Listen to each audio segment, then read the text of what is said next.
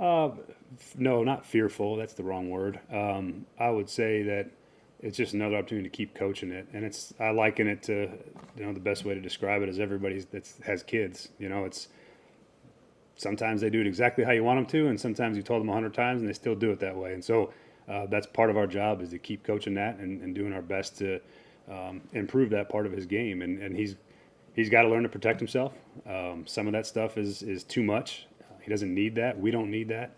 And I think he's aware of that. Now it's just a matter of, we've told him and he knows, and we've talked about it and we've seen it, and he did it again. And so you got to keep hammering the same point. And to me, that's a lot of what coaching is you keep trying to get guys to understand the message, and at some point it clicks and makes sense, and the light bulb goes on. And we had the same things with Joe Burrow in Cincinnati. It was very similar. He would hold the ball, he would take unnecessary risks, took a lot of hits early in his career, his first 2 years, and he learned very quickly that that's not a sustainable way to play football. And if you want to be available to our team on game days, then you better start making better decisions. And so it is a process, and it does take some time. And again, Will, in his 10th start, there's some things that he's got to keep striving to be better at. Yeah, it was really pretty impressive. I think Sweat has sort of been on a consistent arrow up. He's been rising, I think, ever since he's gotten here. And every week that went by in training camp, he got more comfortable. He got better. His weight went down. He's getting more in shape. He's learning how to play. And that was really, really good to see. I mean, he was a force. And we have two forces inside, I think, that make life really hard. And I thought we rushed on the edge as well, too. I think Harold did a really nice job. I think Arden, and then the guys that rotated behind him filled in those spots admirably as well. So, and it was a game where when you have a quarterback like Caleb and you're trying to cage rush him and keep him in the pocket, there's a lot of unselfish rushing that has to go on because you're all sort of doing a job together to try to contain a quarterback in the pocket. It's not about winning your one-on-one all the time. It's about keeping the quarterback contained. And I thought all of them as a defensive line group did a really, really nice job of rushing unselfishly. And the plan in place was really well executed. And I thought even, Sebastian and Keandre, those guys all did a really nice job. I was very impressed by how they played. But Jeff and Sweat inside that's a force. That's a duo in there that's going to be really hard for people to deal with. It's usually a pretty significant jump in a lot of different areas, usually in the first, I'd say, month of the season. There's a lot of things that improve. Guys start to feel better. They start to get in playing shape. They start to get in the mid-season form, if you will, as they start to get more reps banked in real situations. And so that part is we're still learning about our team, and we're going to continue to for the next couple of weeks.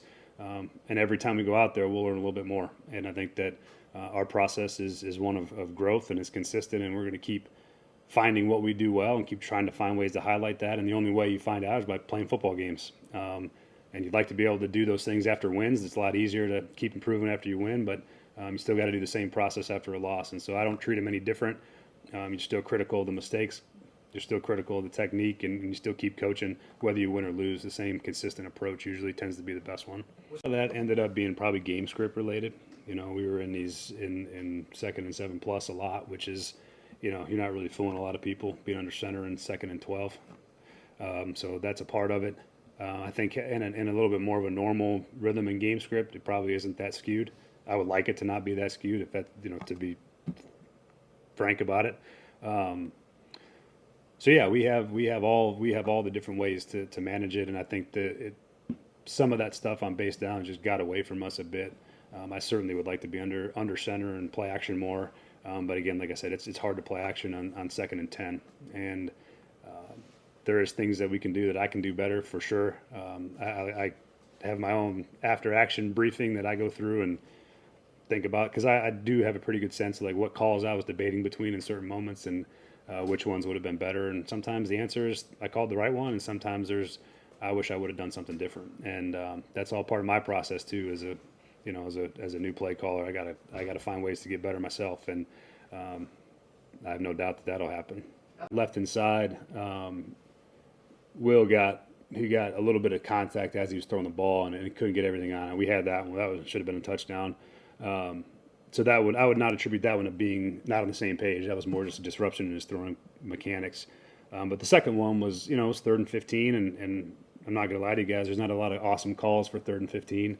And so sometimes your best shot is to just see if you can run by somebody and give the guy a chance. And then usually what ends up happening is at worst, it's incomplete. You're going to punt it anyway. You draw a DPI or defensive holding, or you complete it. And so I told Will before that play specifically that that was the intent of why I was calling this play, was to see if to give him a chance. And then he just didn't give him a chance, and he just threw the ball out of bounds. And so those are what we call beer balls. Everyone gets a beer because he throws it out of bounds. And it's funny and all that, but it's it's serious because it's like those are inexcusable throws, and that's got to be better. Forget about them. There's no balance. I mean, you got to learn from them, and there are hard lessons to learn. And I think what's important is that everything about Will up to that point, you don't know if you've made the progress or not until you play in a game, and those are just things that I was surprised that he did. The sack fumble, not much you can do about that. The guy comes free off his backside, he doesn't see it. He's getting ready to draw on the throw, and the guy rakes his arm. That happens. But the interception was a really poor decision. I know what he was trying to do. He's trying to do the right thing in that case, but sometimes the right thing is to take a sack. And he should have done that in that particular case. They had a blitz on that wasn't expected in that area, and they won that rep, and we just got to not make a bad play worse and take the sack. So tough pill to swallow for him, tough lesson to learn, but he's got to learn it. Keep coaching. We coach every day, and there's really there's no shortcut to that. And this is the first time I've gotten to see Will in a game environment. The thing that I was really encouraged about with Will on the sideline is that his resiliency, his demeanor, his ability to see and communicate what he was seeing was really, really positive. So that left me really encouraged in terms of our game day operation. And then we just got to clean up. He's got to get comfortable playing football again. I mean, he was under a little bit of duress, and that certainly has an effect. Took a couple of hits in the pocket, and again, that's quarterbacking in the NFL. You're going to get hit. It happens. We can be better in our protection and make him feel a little more comfort back there. But yeah, he's also got to see where he can improve his spots, and that's all you do is you just keep coaching it, and every time you go out there and play, you hope that it gets better. We had some help plans designed to go help. I mean, it's JC's first game in there. We tried to help when we could. Tried to help Nick too.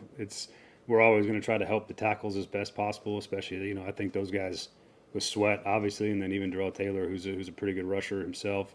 We did as much as we could to help them while still managing. You manage both things, so you manage trying to help the edges.